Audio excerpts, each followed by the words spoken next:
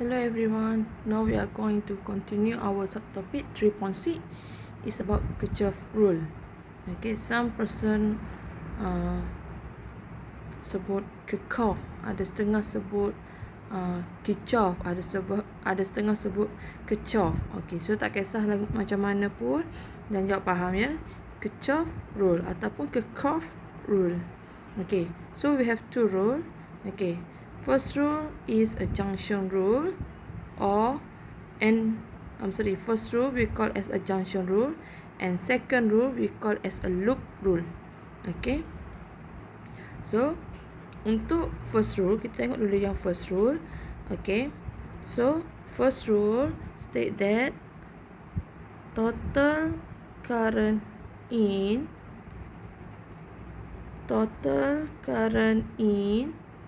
equal to total current out.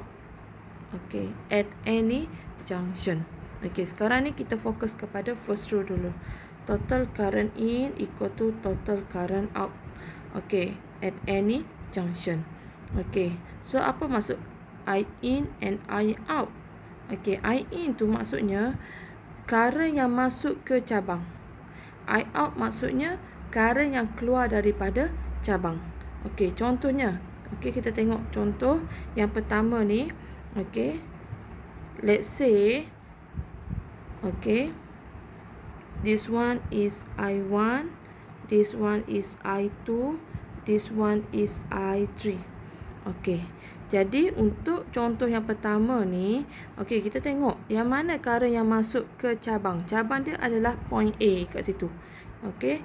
So yang masuk adalah I1. Okay, out from the junction, kita ada dua, I2 and I3. So, pelajar perlu tulis equation. I in dia adalah I1, okay, equal to I out is I2 plus I3. Okay, so kita dapat satu equation. Dengan syarat, mesti ada current in, mesti ada current out. Dia tak boleh semua in ataupun semua out from the junction, tak boleh, tak valid. Okay, kita ambil contoh yang kedua. Okay, let's say, okay, this one is I1, this one is I2, this one is I3. Okay, jadi yang current into the junction kita ada, yes, we have I1. Okay, another one we have I2. Betul tak? I2 pun masuk juga ke cabang. So, untuk out from the junction, kita ada I3. So, kita akan dapat satu formula untuk first rule. Okay, I1 plus I2 equal to I3. Okay, ini untuk first rule.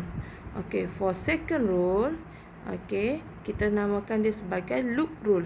Okay, so untuk loop rule state that total EMF equal to total IR. Okay, so total EMF equal to total IR. Apa itu EMF? EMF ini dia ada pada mana? Yes, dia ada pada bateri. Okay, sebab dalam bateri dia ada EMF. Nilai bateri adalah nilai EMF. Okay, IR ni kat mana? Bila ada resistor. Okay, external resistor. Okay, maksudnya bila ada nilai current I melalui resistor R, dia akan ada V. Okay, potential difference. Okay, jadi kena jumlah lah. Dalam circuit tu kita tengok dalam loop tu ada berapa bateri. So jumlah EMF. Dan dalam loop tu dia ada berapa nilai IR. Okay, untuk second rule ni pelajar perlu ikut tips di bawah. Okay, ini tipsnya. Okay, kita kena follow tips yang di bawah. Okay, let's say direction of loop to the right. Okay, direction of loop to the right. Okay, apa itu loop? Okay, later Madam akan tunjuk apa itu loop ataupun gegelung. Okay, katakan, okay, direction current also to the right. So, when current passing through resistor, kita tengok direction loop dengan direction current sama. So, kalau direction dia sama, dia akan dapat positif IR. Okay. Yang kedua, direction of current to the left, but direction of the loop to the right. So, kita tengok direction current dengan loop opposite direction. So, di sini dia akan jadi negative IR. Okey. Seterusnya, kita tengok EMF. Okey, ini adalah EMF bateri. So, kalaulah direction of loop ke kanan, so loop dia ke kanan, dia jumpa negatif baru positif terminal bateri. So, di sini akan dapat positif EMF. Okey. Direction of loop to the right, jumpa negatif kemudian baru positif. So, dia akan jadi positif EMF. Okey, yang keempat, direction of loop to the right, dia jumpa positif baru negatif EMF. So, di sini dia akan jadi negatif EMF. Jadi, untuk jawab soalan second rule, pelajar perlu ikut 4 tips ini untuk tentukan sama ada positif ataupun negatif. Okey, apa itu loop? Contohnya, okey, di sini, okey, madam ada satu circuit yang mudah. Okey, kita ada R1. Okey, kita ada EMF1. Okey, kita ada R2. Kita ada EMF2. Okey, contohnya. Okey, kalau kita tengok dalam contoh lita mudah ini, okey, kita ada dua gegelung. Okey, dua gegelung ataupun dua loop. Apa itu loop? Okey, yang di bahagian dalam tu. Okey, yang pertama kita ada gegelung L1. Yang kedua kita ada gegelung L2. Loop 1 and loop 2. Okey, jadi direction of loop pelajar kena tentukan sendiri. Direction of loop sama ada clockwise atau anti-clockwise. Okey, dua je direction of loop. Okey, jadi loop kuning ni contohnya L1, loop 1, madam nak pilih dia clockwise. So, pelajar kena label clockwise. Okey, untuk loop 2, madam nak pilih anti-clockwise. So, pelajar kena label direction of loop anti-clockwise. Label dulu. Okey, ikut suka hati pelajar sama ada nak clockwise ataupun anti-clockwise. Jangan risau. Okey, ikut pilihan masing-masing. Okey, ada setengah tu dia akan ada 2 EMF. Okey, akan ada 2 EMF ataupun lebih daripada 1 EMF. Okey, so arah mana nak tentukan? Suka hati. Clockwise ataupun anti-clockwise. Okey, so baru madam tentukan direction of loop.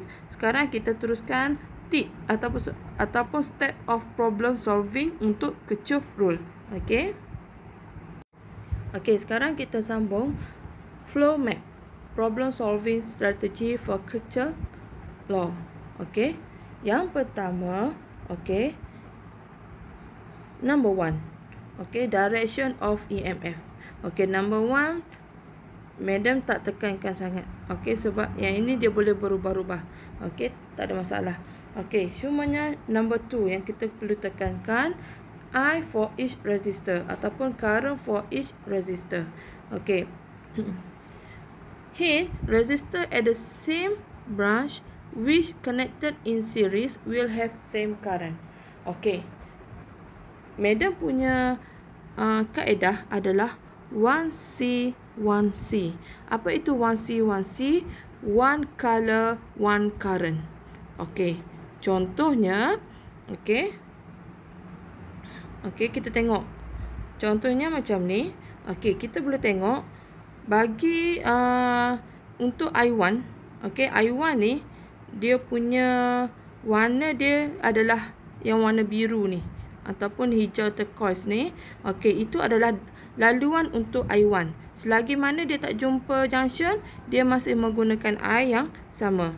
Okey, bermaksud I1 ni dia mula daripada mana? Okey, ini adalah junction B di bawah. So, sorry. Okey, betul. I1 dia daripada junction B. Ini I1. Okey, dia naik ke atas. I1 ke kanan. Dan di sini pun I1. Okey, itu laluan untuk I1. Bagi I2, madam pilih warna pink. Okey, warna pink tu dia daripada junction A, daripada atas ni, menuju ke junction B di bawah. Okey, dia straight. So, I2 dia daripada A ke titik B, dia turun ke bawah. Itu adalah direction I2, warna pink. Untuk I3, okey, kita tengok I3, dia bermula daripada junction A ni. I3 yang diberi ni junction A, okey. Kemudian dia turun ke bawah, dia bergerak ke kiri melalui 10 ohm dan dia berakhir pada junction B. Jadi laluan kuning ni adalah laluan untuk I3. Okey, ingat tips Madam, one color, one current. Awak guna pen warna, okey, awak labelkan warna tu, current tu satu warna untuk satu current. Okey, kemudian label. Okey, kalaulah soalan tu dia hanya label. Contohnya, kalau awak tengok sini I1 ni dia hanya label pada sini sahaja I1. Betul tak? Tak bermaksud I1 tu dia hanya lalu 10 ohm sahaja. Bukan.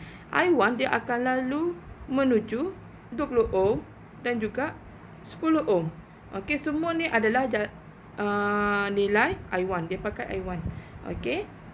Boleh ya? Okey, itu adalah one color, one current. Okey, kita selesai step yang kedua. Kemudian seterusnya kita masuk kepada step yang ketiga. Step yang ketiga, okey, tulis balik junction rule ataupun first rule. First rule state that total current in equal to total current out. Belajar mesti tulis equation ni. Okey, tolong tulis balik sebab dia ada markah ni. Okey. Jadi masukkan nilai current in apa dia, current out apa dia. Okey, dan mesti ada. Okey, must have in and out. Kena ada dua-dua. Dia tak boleh ada in semua, tak boleh, ataupun semua current out tak boleh. Mesti ada in dan out. Okey. Kemudian step yang keempat, direction of loop. Tadi Madam terangkan direction of loop ada dua, sama ada clockwise ataupun anti-clockwise. Okey, pilih mana-mana tak ada masalah. Okey. Kemudian yang kelima adalah loop rule. Okey, loop rule ni pelajar perlu tulis juga dia punya formula ni, total EMF equal to total IR. Okey, dan pelajar perlu follow 4 tips yang Madam bagi. 4 tips tadi, okey, untuk tentukan positif ataupun negatif EMF dan juga positif atau negatif IR. Follow step tadi. Okey. Kemudian seterusnya solve equation, use calculator. Okey. Jadi untuk batch awak tak perlu nak selesaikan satu, awak masukkan nilai dalam calculator. Awak guna mode equation. Okey. Kita cuba jawab soalan berkaitan dengan Kirchhoff rule. Okey. Kita lihat kepada soalan ini. Okey. Soalan nombor 6 dalam buku Physics Exercise. Calculate current I3 for the circuit in figure 5. I3. Okey, so soalan tanya I3 yang ini. Okey. Kemudian, okey, kita perlu selesaikan. Kita kena ikut first and second rule. Okey. Okey. Apa itu first rule? Okey. Madam tulis di sini first rule. Okey, tulis balik hukum dia. Total current in equal to total current out. Okey, sekarang ni kita ambil junction dekat point A di sini. Okey, I1 dia yang mana? Yes, I1 dia sebelah sini I1, bermaksud di sini pun I1. Betul tak? Untuk I2 dia naik ke atas, bermaksud I2 dia di sini, I2. For I3, okey, di sini I3. Okey, sekarang ni yang mana yang current yang masuk? Yes, kita ada I2 and I3. Untuk current out, kita ada I1. Okey, so dapat first equation. Selesai untuk first rule. Okey, for second rule, okey, apa itu second rule? Total EMF equal to total IR. Okey, sekarang ni, okey, Madam nak tanya, kita ada berapa loop? Yes, kita ada 2 loop. Okey, 2 loop ni, okey. Yang pertama kita ada loop 1. Yang kedua kita ada loop 2. Okey, direction of loop ni pelajar bebas nak pilih yang mana. Tak ada masalah. Okey, katakan untuk loop 1, Madam pilih arah anti-clockwise. Okey. Untuk loop I2, Madam pilih arah clockwise. Okey. Jadi tak kisah sama ada dua-dua loop 1 dan loop 2 nak pilih arah yang sama ataupun arah berbeza. It's up to you. Tak ada masalah. Okey. So sekarang ni kita buat dulu loop 1. Okey. Loop 1. Loop 1. Okey, cari dulu EMF. Okey. EMF mana yang ada pada loop 1? Yes, kita ada yang mana? Kita ada 2 EMF. Yang pertama 4 volt, yang kedua kita ada 6 volt. Okey. Jadi kita tengok, okey, loop 1 dengan loop 1 dia ke kanan. Kita tengok bateri dulu. Okey, loop 1 dia ke kanan, dia jumpa negatif baru positif. Jadi kita follow dia punya tips tadi. Kalau loop tu jumpa negatif baru positif, dia akan jadi positif. Okey, so 6. Okey, cari lagi EMF. Kita ada 4. 4 pun sama. Dia jumpa negatif baru positif. So, sama juga. Yang ni dia akan jadi positif juga. Kita tengok arah loop ya, bukan arah current. Loop ni naik ke atas. So, jumpa dulu negatif baru positif. So, dia akan jadi 6 plus 4. Okey, equal. Okey, kita cari current. Okey, kita cari current. Okey, kita bermula daripada titik A dulu. Okey, kita ikut arah loop. Loop yang bergerak sekarang ni. Okey, sekarang ni loop yang bergerak. Okey, Madam gerakkan daripada A ni. Okey, direction of loop jumpa 7 ohm resistor. Tengok, direction of loop sama tak arah dengan I1? Yes, sama. So, kalau sama dia akan jadi positif I1 darab dengan 7. Betul tak? Kemudian, loop ni terus bergerak. Okey, kita cari lagi resistor. Turun bawah. Okey, no more resistor. Hanya ada satu saja. Okey, untuk loop 1. So, ini akan jadi second equation. For loop 2, okey, loop 2, okey, kita cari dia punya EMF dulu. Okey, EMF mana yang ada pada loop 2? Yes, kita ada 4 volt dan juga 8 volt. Okey, sekarang ni kita tengok dulu. 4 dengan 8 volt ni positif atau negatif? Okey, kita tengok.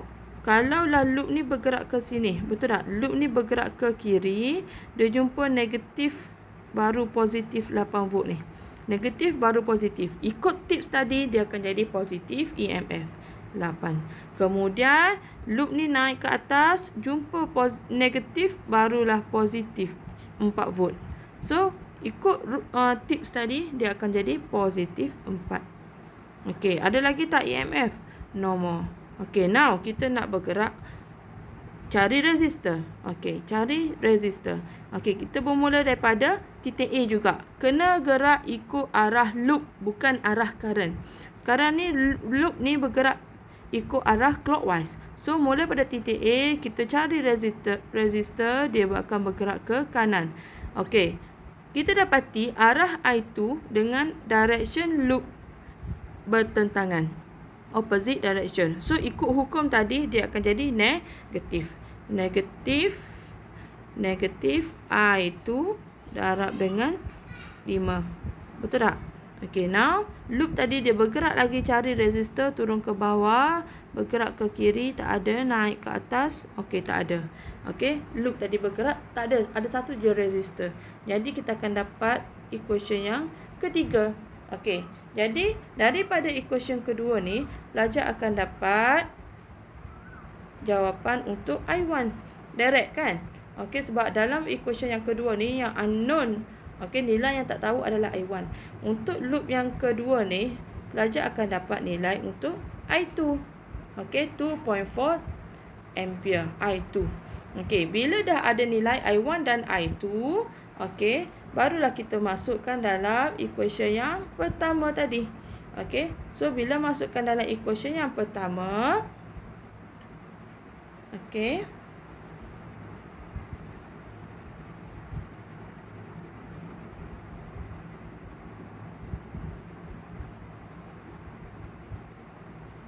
Okey, cuba masukkan equation yang pertama. I2 plus I3. Okey, sekejap ya. Madam check dia punya skema. Okey. Sebab yang skema ni dia buat I1. I1. Salah sebenarnya ni. Okey. di sini kalau kita tengok dekat junction ni, okey, yang masuk kepada junction, okey, tak apa, kita follow yang kita buat tadi ni. I2 plus I3 equal to I1. Okey, I2 plus I3 equal to I1. Okey, so I2 dia berapa? 2.4 plus dengan I3. I3 yang kita nak cari.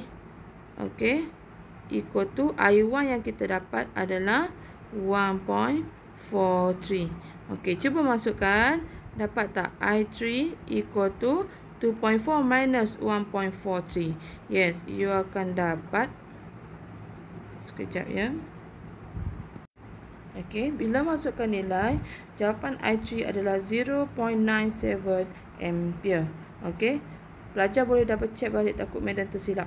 Okey, alright. Okey, kita sambung kepada subtopik 3.7, electrical energy and power. First kali we goes to electrical energy, symbol is W.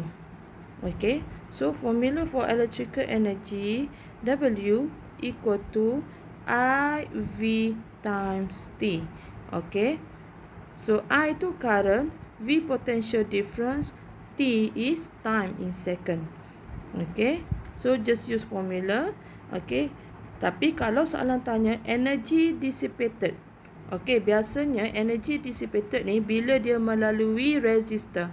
Okey, sebab bila current melalui resistor akan ada pembebasan tenaga dalam bentuk haba, dalam bentuk cahaya. Okey, jadi kita panggil energy dissipated. Okey, so formula dia adalah W equal to I square times R times T. I for current, R for resistor, T for current. Unit for energy adalah joule. Okey, so pelajar boleh guna mana-mana formula untuk energy. Kemudian kita pergi kepada power. Power is a rate of energy electrical device. Rate of energy bermaksud energy bahagi dengan masa. Okey, so akan dapat power. P equal to W over T. Okey, jadi formula untuk power kita boleh guna P equal to IV.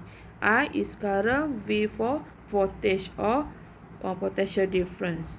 Okay. When electric current flow through wire or passive resistor, the electrical can be written as, okay, bila electric current melalui resistor akan ada dissipated power ataupun power loss. So kita guna formula P equal to I square R or P equal to V square over R, as known as power loss.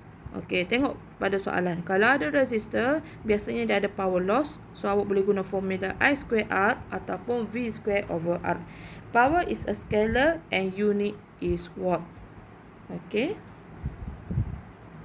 So, that's all for today. Okey, kita tengok soalan power dan juga energy. For example, look at the past year question dalam buku physics exercise soalan 1B2. The power consumed in the internal resistance of battery R when the current is 0.5 ampere. Okay, so ingat kalau ada resistance biasanya dia akan ada power loss.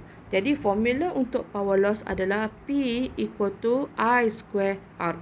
Okay, so I dia dah bagi 0.5. Okay, nilai resistance internal resistance ni dikira daripada soalan yang sebelum ni. Okey, dalam soalan B1, nilai internal resistor dalam soalan B1 adalah 4 ohm. So kita ganti masuk dalam ni, awak akan dapat nilai power loss 1 watt. Okey, dia berkait dengan soalan 1B1. Seterusnya, okey, kita jawab soalan nombor 21B. A 2.5 kilowatt heater is connected to 220 volt power supply. Number 1, calculate the current and resistance in heater. Okay, so identify dulu nilai apa yang dibagi. 2.5 kW adalah nilai power. And then 220 volt adalah nilai voltage. Calculate the current I and resistance in the heater. Okay, jadi Daripada soalan dah diberi P dan juga V. Okey, so daripada formula, okey, power equal to I darab dengan V. So rearrange balik, I equal to P over V. Okay, so power dah diberi dalam kilowatt. So kilo times 10 power of 3 divided by voltage 220 volt. So you akan dapat nilai current.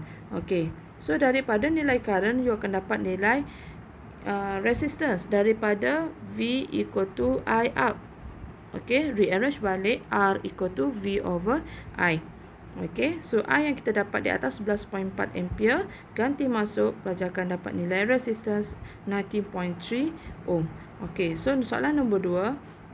The coil of heater is made from a wire, okay, cross-sectional area and resistivity. Okay, kita recall balik yang kita belajar resistivity. Calculate the length of wire. Okay, so daripada formula R equal to rho L over A. Okay, dia nak length. Length equal to RA over rho. So, dia dah bagi nilai R. Dia bagi nilai area. Okay, sebab area dia dalam meter square dah. Dan dia bagi nilai rho. Ganti masuk. You akan dapat nilai length. Okay. Kemudian, okay, nombor yang ketiga adalah the voltage of the power supply if then change to 110 volt. Calculate the new output of heater. New output maksudnya P new, power yang baru. Okay. Okay, sekarang ni dia tukar nilai voltage. Okay, resistance dia tak tukar. Okay, nilai resistance tak berubah. Okay, nilai voltage yang baru adalah 110 bahagi dengan resistance. Okay, resistance yang diberi adalah yang di atas ni, 19.4. Okay, so itu nilai R. Okay, V square over R. So you akan dapat new power is 627 watt. Alright, so that's all for today. Thank you class.